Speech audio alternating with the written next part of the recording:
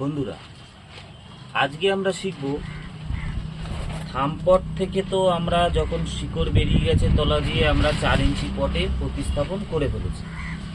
আমরা আজকে শিখব 4 ইঞ্চি পটে চন্দ্রমল্লিকা গাছের পরিচর্যা।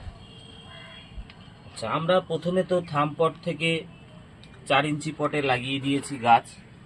এরকম 4 ইঞ্চি পটে আমরা গাছ লাগিয়ে দিয়েছি। এইবার আমরা কি করব, প্রথম থামপট থেকে 4 ইঞ্চিতে লাগানোর পরে 3 দিন আমরা শুধু জল দেব এবং ছায়াযুক্ত স্থানে, যেখানে রোদ কম পড়ে এরকম জায়গায় রাখবো। 3 দিন পর থেকে আমরা গাছে দেব 1 গ্রাম 1 লিটার জলে গুলে এনপিকে 1261-0। এটা আমরা দেব সপ্তাহে 3 দিন 1 গ্রাম 1 লিটার জলে গুলে গাছের গোড়ায় দেব। এইবার আর আমরা কি দেব, একদিন দেব ম্যাগনেসিয়াম সালফেট 2 গ্রাম 1 লিটার জলে গুলে গাছের গোড়ায় দিয়ে দেব। আর আমরা 15 দিনে একদিন দেব ব্যাভিস্টিন ফাঙ্গিসাইড। এটা স্প্রে করেও দেবো এবং গোড়ায়ও কিছুটা দেব 1 গ্রাম 1 লিটার জলে গুলে। আর একদিন দেবো আমরা সপ্তাহে 15 দিন অন্তর কনফিডার আর 15 দিন অন্তর কাকা।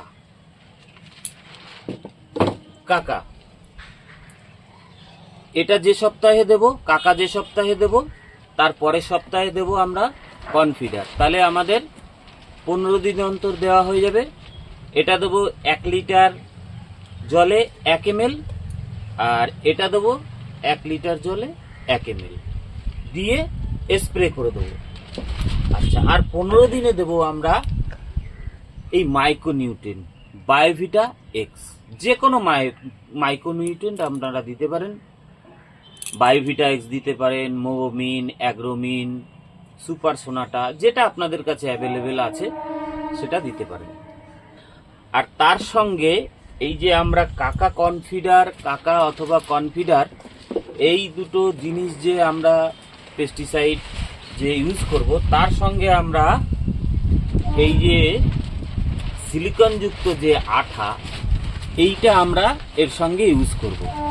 তাহলে কি হবে, এই ওষুধগুলো আমাদের যেহেতু বর্ষাকাল ধুয়ে যাবে না, পাতায় থেকে যাবে অনেক দিন।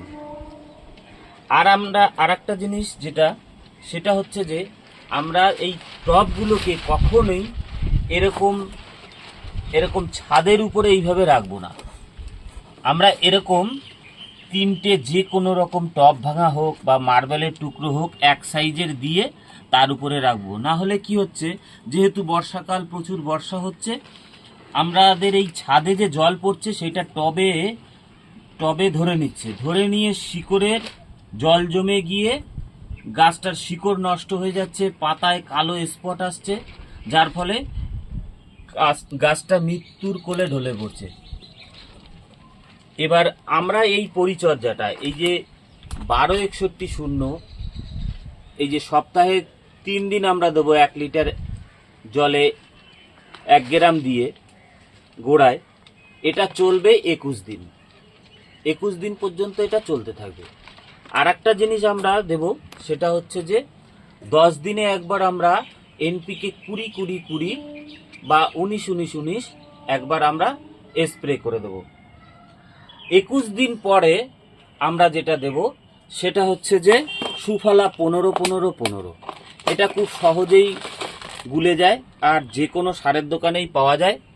এরকম দানা দানা আকারের থাকে, এরকম 30 থেকে 35 টাকা কিলো। এইটা আমরা দেব 2 গ্রাম 1 লিটার জলে গুলে সপ্তাহে 2 দিন। এইবার আমাদের এই 4 ইঞ্চিতে কতদিন থাকবে, গাছটা থাকবে 1 থেকে 1.5 মাস। যখন আমরা দেখব এই গাছের তলা দিয়ে রুট বাউন্ড হয়ে গেছে, রুট বেরিয়ে গেছে, তখন আমরা 6 ইঞ্চি পটে প্রতিস্থাপন করব। আর যারা এখনো পর্যন্ত চন্দ্রমল্লিকা চারা সংগ্রহ করেননি, এরকম গাছ তৈরি করতে চান, তারা আমার স্ক্রিনে দেওয়া নম্বরে যোগাযোগ করবেন। প্রচুর চারা আছে, আপনারা যোগাযোগ করবেন, পেয়ে যাবেন। এই ছিল আজকের বিষয়। নমস্কার।